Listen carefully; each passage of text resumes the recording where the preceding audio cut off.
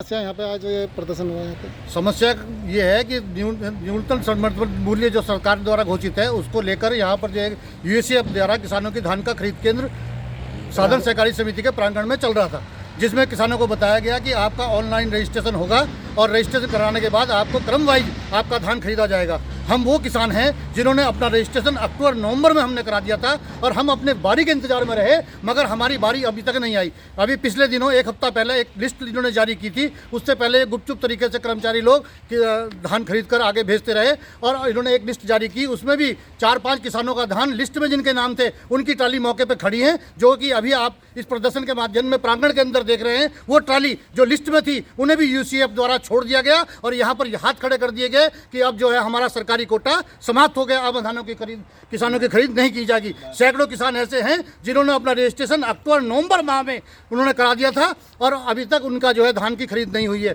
मेरा सरकार के माध्यम से, आपके माध्यम से, मीडिया के माध्यम से निवेदन है कि प्रत्येक किसान का धान जो अपना रजिस्ट्रेशन करा चुका है उसका धान, समुचित धान को प्रदेश सरकार ऐसी व्यवस्था करे, यूसीएफ के माध्यम से वो धान विक्रय हो और किसान को समुचित मूल्य अपने धान का मिल सके। किसान का जो शोषण बंद हो। क्षेत्र में जो है प्राइवेट तरीके से जो किसान का जो धान है 1200 रुपये से 1350 रुपये तक खरीदा जा रहा है, जबकि समर्थन मूल्य 1865-1870 रुपये है। तो कितना बड़ा अन्याय किसान के साथ में हो रहा है। तो मेरा निवेदन यही है, केंद्र सरकार में जिस समय जो किसान आंदोलन कर रहे हैं उनको भी एक बात खतरा ये है कि जो न्यूनतम प्राइस समर्थन मूल्य से नीचे हमारा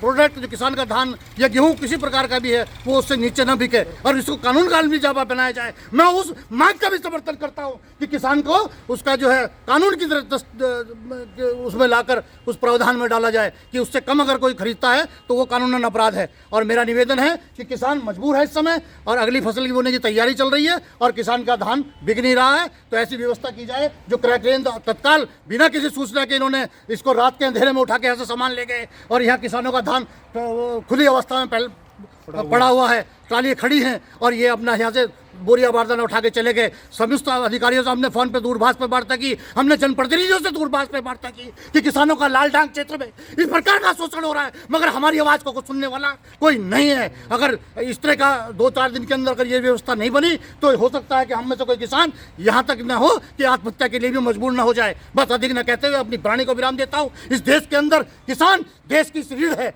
ये कृषि प्रधान क्षेत्र होने के बावजूद किसान के साथ में यह अन्याय शोषण हो रहा है। ऐसी हमें भारतीय जनता पार्टी की सरकार में अपेक्षा नहीं थी, परंतु इस समय ऐसा लगता है कि ये हमारी प्रदेश सरकार किसानों की तरफ आंख बंद करके बैठी हुई है। इसका हमें नितांत खेद है।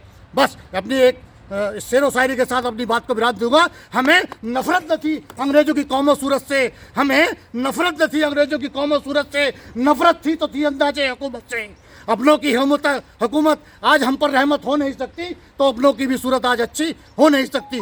जय हिंद, जय भारत, जय उत्तराखंड। टीवी 100 से अनिल शर्मा, लालढंग।